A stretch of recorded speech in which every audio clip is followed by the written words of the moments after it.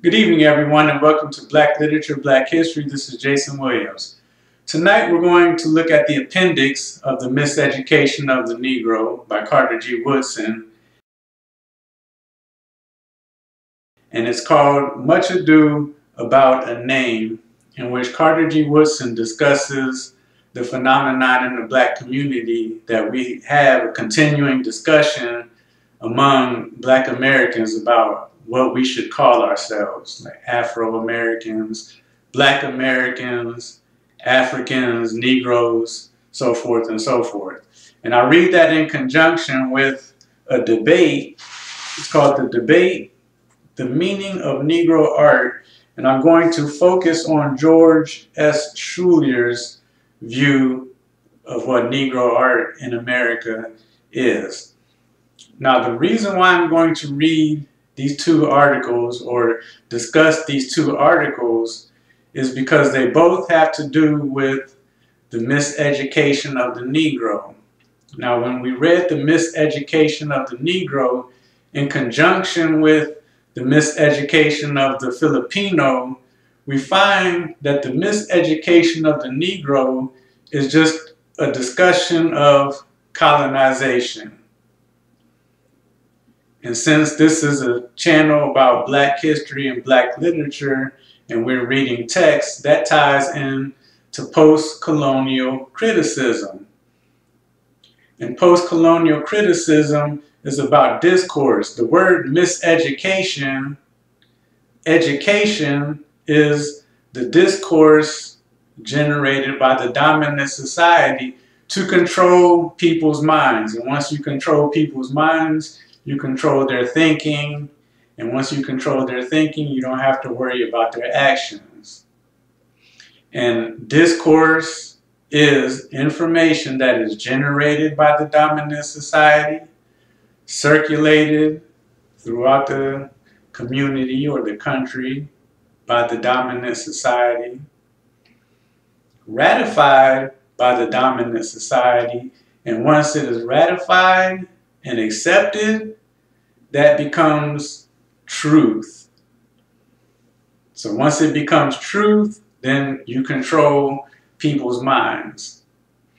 And from reading the miseducation of the Negro in conjunction with the miseducation of the Filipino, we also focused on a section about the miseducation of the people by the dominant society in order to take from the masses to produce for the dominant society, of sort of enslaving the mind to produce for the dominant society.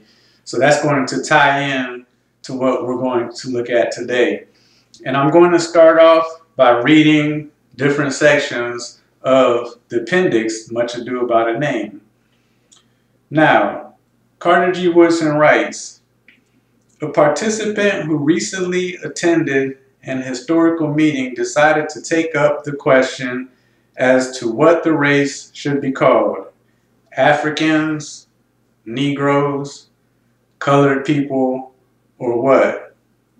This is a matter of much concern to him because he hopes thereby to solve the race problem. If others will agree to call Negroes Nordics, he thinks he will reach the desired end by taking a shortcut. This may sound all but insane, but there are a good many highly educated Negroes, and Carter G. Woodson is one of the community of highly educated Negroes, so he knows what he's talking about, who believe that such can be accomplished by this shift in terminology. And they have spent time and energy trying to effect a change. Many of this class suffer mentally because of the frequent use of offensive expressions in addressing Negroes. When dealing with them, one has to be very careful, and I'm going to skip forward. Americans, too, must confess the difficulty of understanding it, unless it is that the highly educated Negro mind tends to concern itself with trifles rather than with the great problems of life. Now, I'm going to skip. There is nothing to be gained by running away from the name. The name of practically all races and nations at times have connoted insignificant and low social status. Angles and Saxons, once the slaves of Romans, experienced this, and even the name of the Greek for a while meant no more than this to the conquerors of the world. The people who bore these names, however, have made them grand and illustrious. The Negro must learn to do the same. It is strange, too, that while the Negro feels ashamed of his name, persons abroad do not usually think of it in this sense. So that kind of ties back into American discourse. But what I find interesting about what I just read is that even the discussion among Black people about what our name should be, it still stems from oppression. It's not an original concept among Black people. Like, Black people didn't just come together and say we should call ourselves a certain name because we just felt that need. This discussion springs forth from what he said, the general sense of offensive expressions in addressing Negroes, which George Trulia discusses that in his article that I'll read later. But it comes from the being ashamed of the negative connotations assigned to the word Negro by the dominant race. So then we go and look for, should we be called Africans?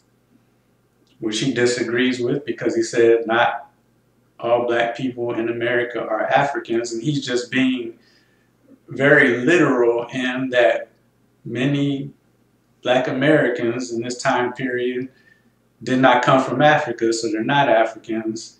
He didn't agree with African American because, again, he said many of us in America during this time period weren't transplants from Africa.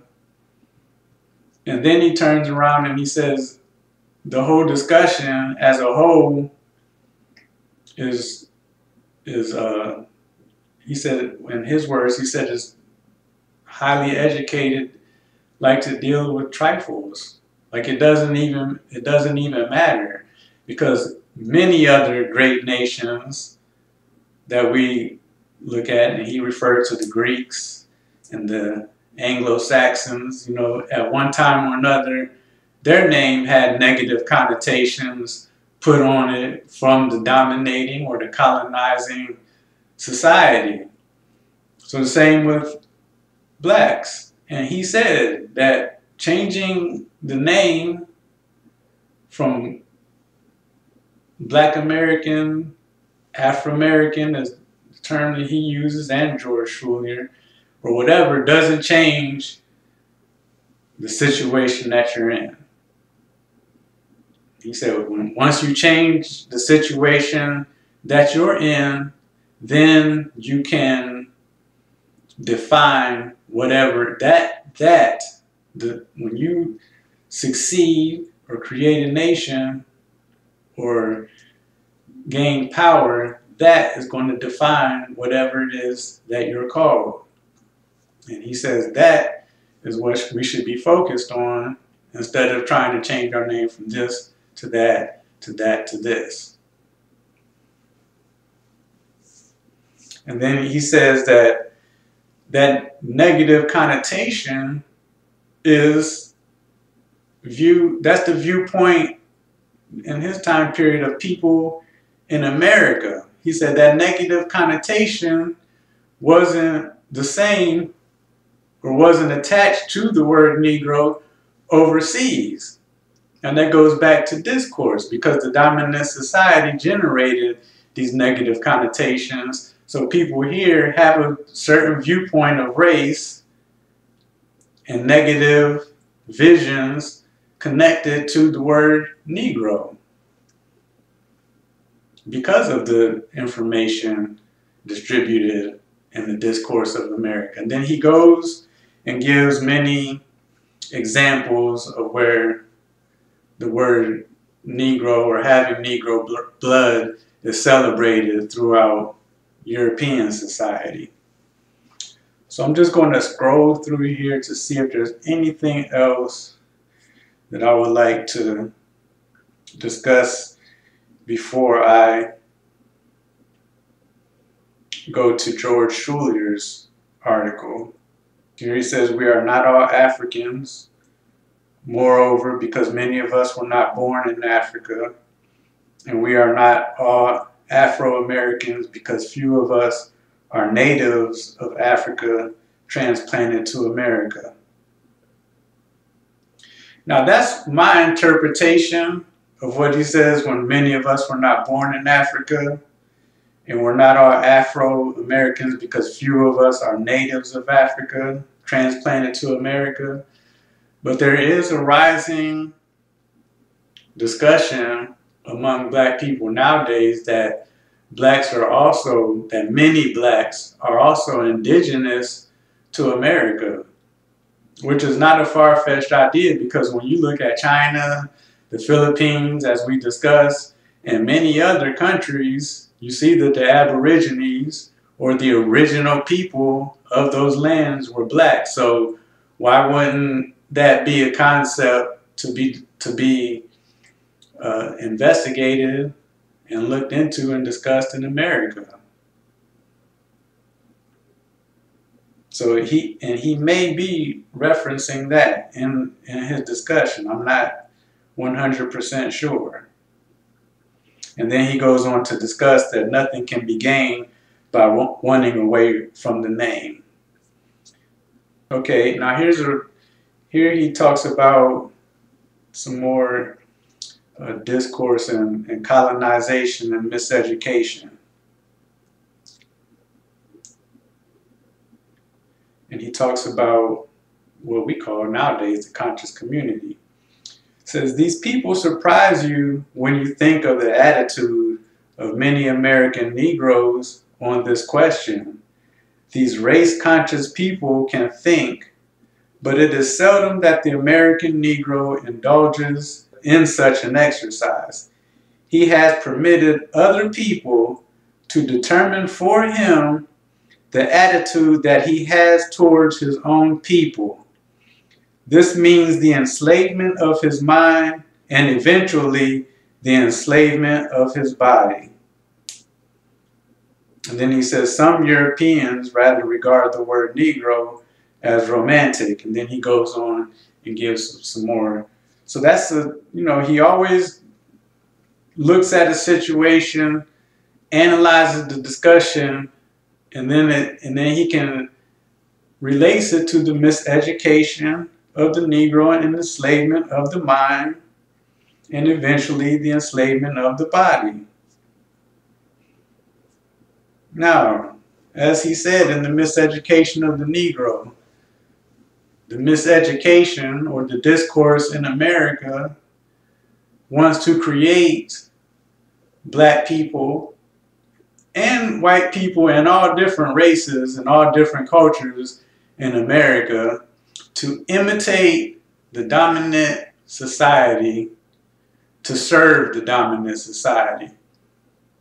And George Schulier kind of addresses this too, because he says Germans, Italians, Spaniards, and other races, they come to America with their own cultures, their own language, and their own way of doing things. And then 3 generations later, you can't tell those white people different from the normal American white people who are actually from England. So everybody gets affected by this miseducation. And when I did the video on a pagan Christmas, You have all of these people celebrating Christmas on December 25th and practicing heathen and pagan rituals when prior to, well, during the colonization or coming to the New World, and the Puritans and who came here for religious freedoms and the practice of Christianity in other places, it used to be common knowledge not to celebrate Christmas and have Christmas trees and all of this stuff because it was regarded as pagan. But through American discourse and miseducation, really for the profit of businesses, Christianity has been, Christianity and Christmas has been changed to celebrate these pagan holidays. So everyone gets miseducated because, again, the discourse is generated by the dominant society, circulated, ratified, and once it's ratified and accepted, it's the truth. And then that's when the truth means that you're being controlled because your mind is enslaved. Now, in the debate, the meaning of Negro art, George Trulia also, this ties into colonization. His first sentence, Negro art made in America is as non-existent as the widely advertised profundity of Cal Coolidge, The 7 Years of Progress of Mayor Hyland, or the reported sophistication of New Yorkers. Negro art there has been, is, and will be among the numerous black nations of Africa. But to suggest the possibility of any such development among the 10 million colored people in this republic is self-evident foolishness.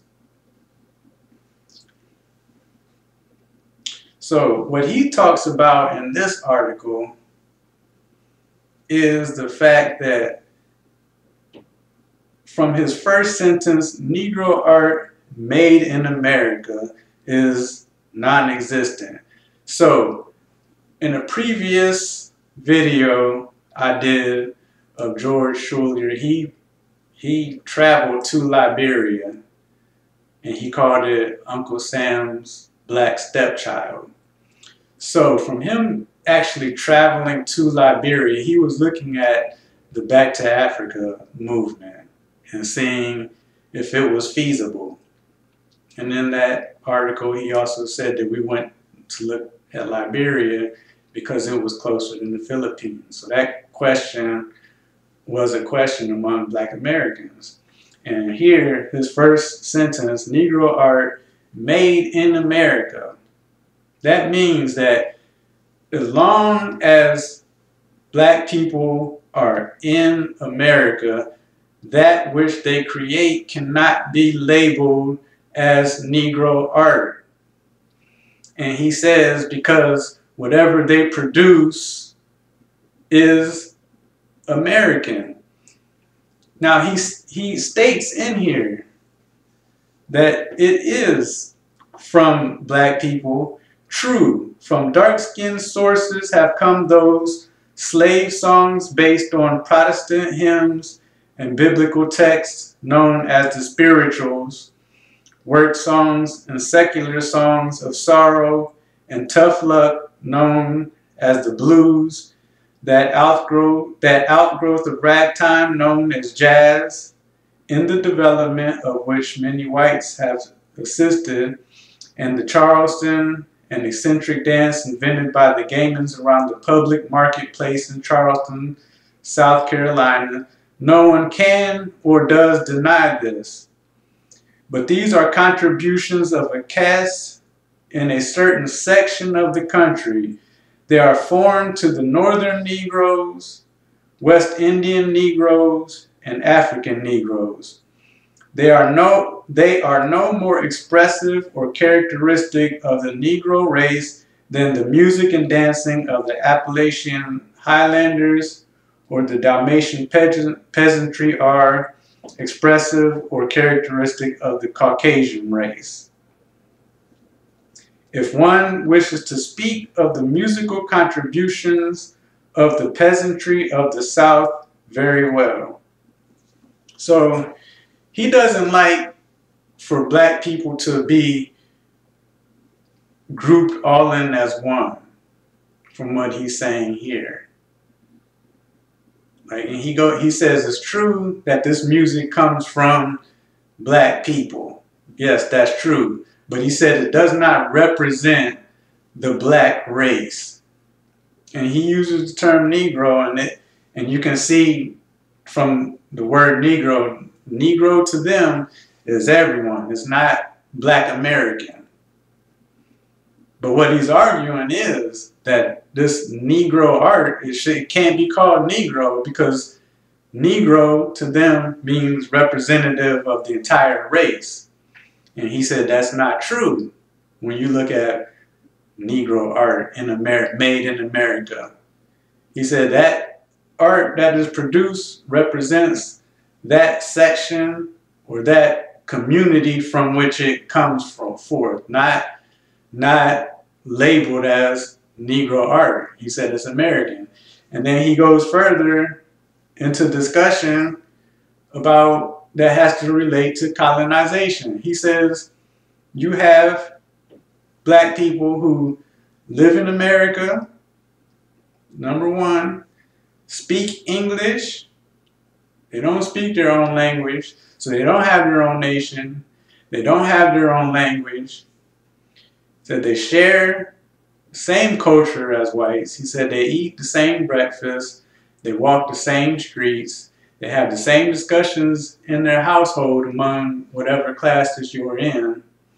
And then he goes and talks about the demons of the culture, because he talks about art as music, literature, and paintings. And then he goes to the demons during this time period. This was written in June 16, 1926. And then he's implying from his discussion what Carter G. Woodson talked about in the MisEducation of the Negro. He says, as for the literature, painting, and sculpture of Afro-Americans, such as there is, it is identical in kind with the literature, painting, and sculpture of white Americans. That is, it shows more or less evidence of European influence. In the field of drama, little of any merit has been written by and about Negroes that could not have been written by whites. I don't know if I'm 100% in agreement with that. I mean, I'm not in agreement with that, at least for today. The Dean of African American Literati, written by and about Negroes that could not have been written by whites. The Dean of the African American Literati is W.B. Du Bois, a product of Harvard and German University.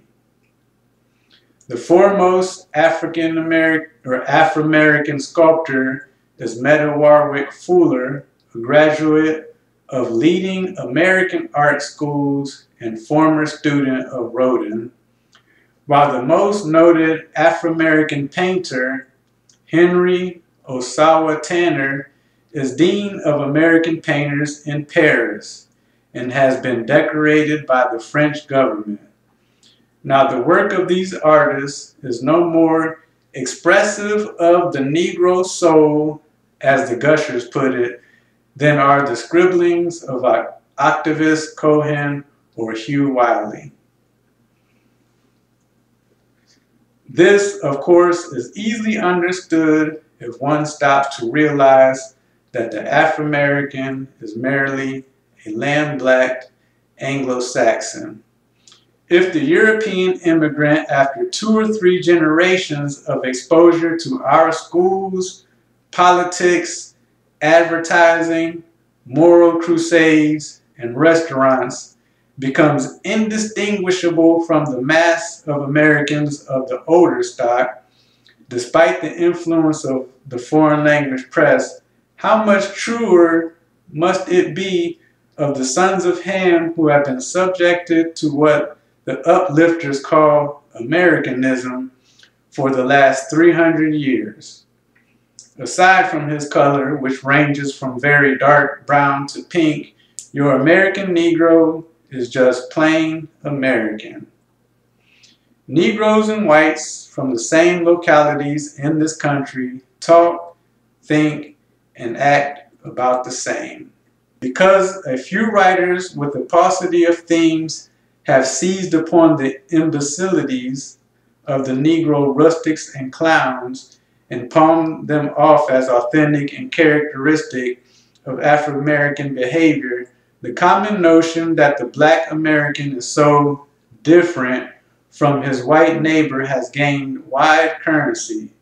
The mere mention of the word Negro conjures up in the average white American's mind a composite stereotype of Bert Williams, Aunt Jemima, Uncle Tom, Jack Johnson, Florian Slappy, and the various monstrosities scrawled by the cartoonists. Your average Afro-American no more resembles this stereotype than the average American resembles a composite of Andy Gump, Jim Jeffries, and a cartoon of Rube Goldberg. So that right there sounds to me like the discussion that Carter G. Woodson was bringing up, that there's negative connotations to the word Negro, and George Trulia doesn't like for art to be named Negro because it's the art that he must be referring to is art that points to this negative connotation of black people. But then again, it goes back to the Made in America. Since George Trulia traveled to Liberia, and he also talks about, he doesn't talk about his travel to Liberia, but he talks about not having your own language in your own nation.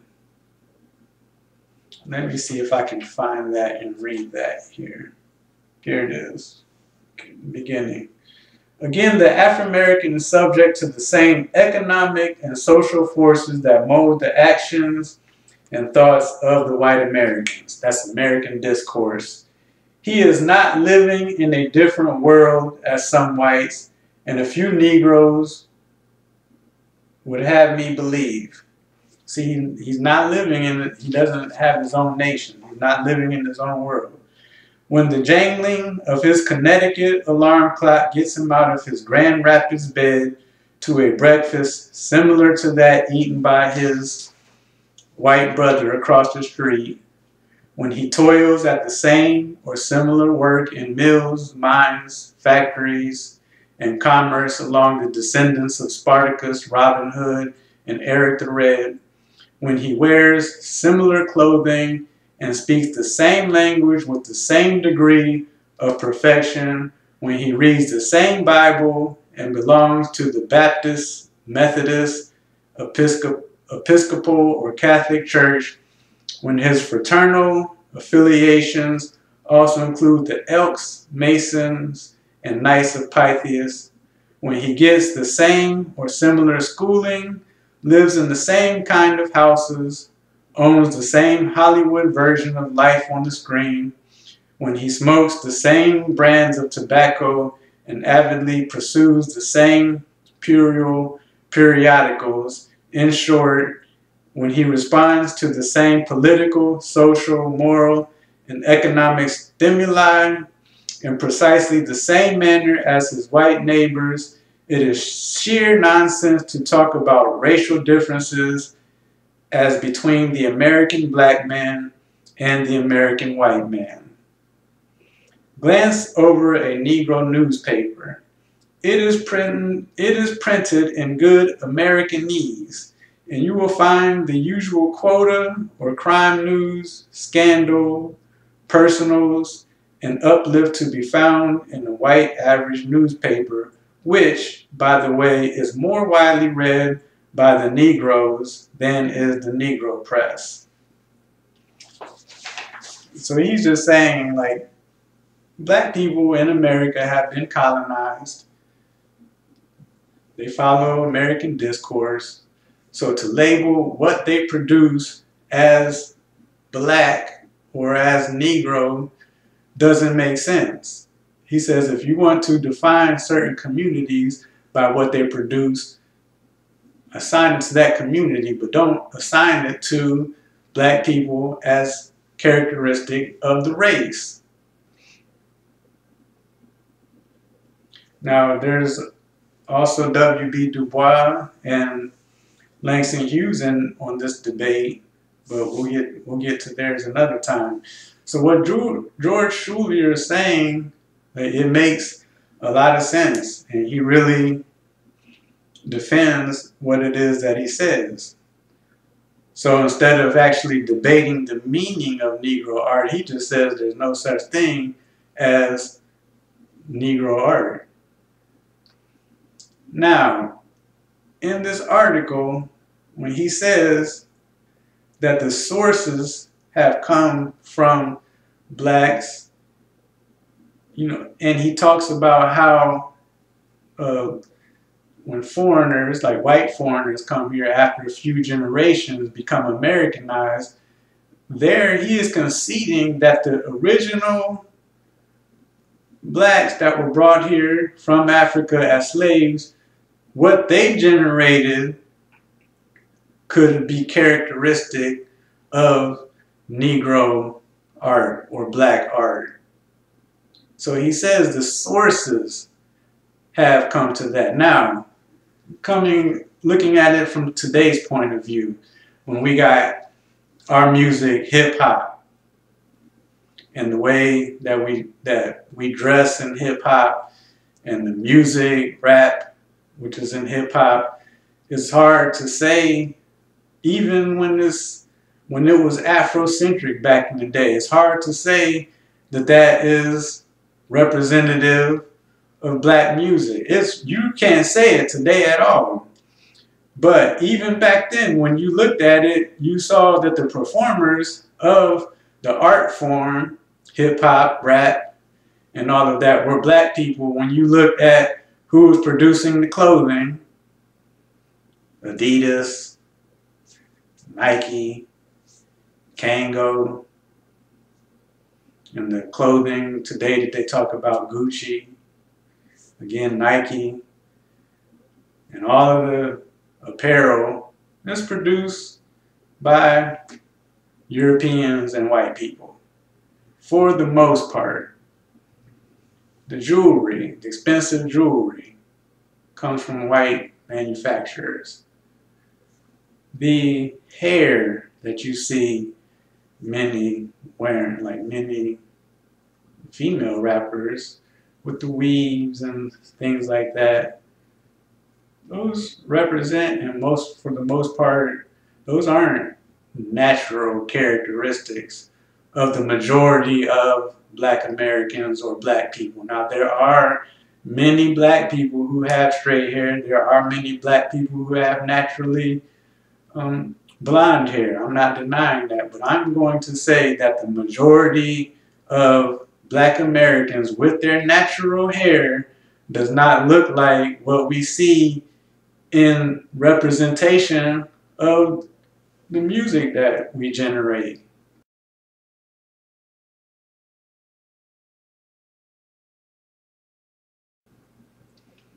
And then many of these artists have their music generated by, not generated, but circulated by white distributors. And I must add that today, the largest consumer of hip hop and R&B music is the larger portion of the population, which means white people are the largest consumers of today's hip-hop and R&B music. So as these minstrels tap dance, shuck and jive to sell records, they're no longer trying to appeal to the community from whence they came. They're trying to appeal to the dominant society. So that's why we see so much sex, violence, and drugs in our music, and it's less Afrocentric, less educating as it was before, because the dominant society, in relating to our culture, they're not interested in the building or the confidence or the consciousness of our community, which was also reflected in the Big C when Langston Hughes was talking about the Harlem Renaissance and the whites coming down into Harlem to go to the speakeasies, to laugh, drink, sex, and everything with blacks, and then return to their community. See the same thing today. So how can you say that our art forms are black when the mainstream media, where you see blacks performing, are no longer speaking to the community? And you can go online, go on YouTube, go to any video of the big concerts and look at the crowds. The majority of our community can't afford the prices that they charge to attend their concerts, and the artists know this because they don't want us at their concerts, because they're not speaking to us anyway. So how can you say that it's black art? Just because it has a black face doesn't make it black art. So to turn around and say that this is black music or this is black culture, and then accuse another race of cultural appropriation, saying that they took something that was black and marketed it off as their culture, it's hard to say that it's our culture when we don't really own enough of anything. Blacks own less than 1% of the wealth in the United States. So if we don't own Nike, if we don't own Adidas, we don't own Versace, we don't own Gucci, we don't own all of this stuff that we like to say, the way that we wear it and the style that we wear it. If you're going to Asian stores to get your nails done a certain way, to get your hair done a certain way, or bought, you can't say that it's black, and you can't accuse somebody of cultural appropriation when you express yourself in English, you live in America, and you pay American taxes, and the money that you generate, as much as you generate, your taxes go into the American economy. So to say that it's black culture is false. If you look at it from post-colonial criticism, MisEducation, if you look at it that way, it's false.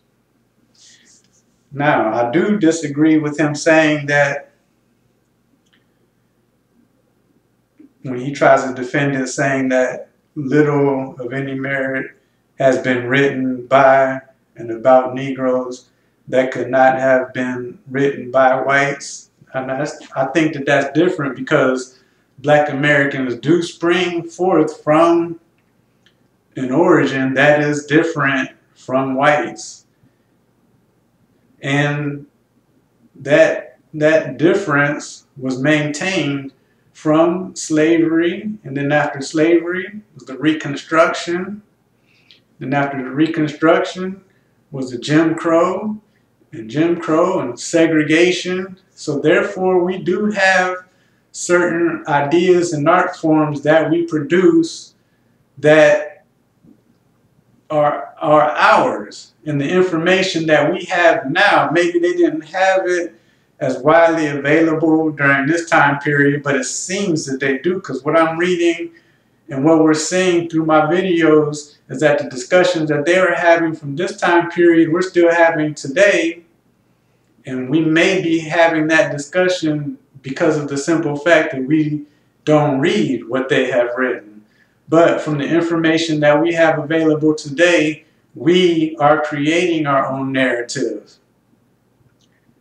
And as we create our own narrative, mostly what we are doing is just showing our young that these discussions have already been made and decided, and there is a African American discourse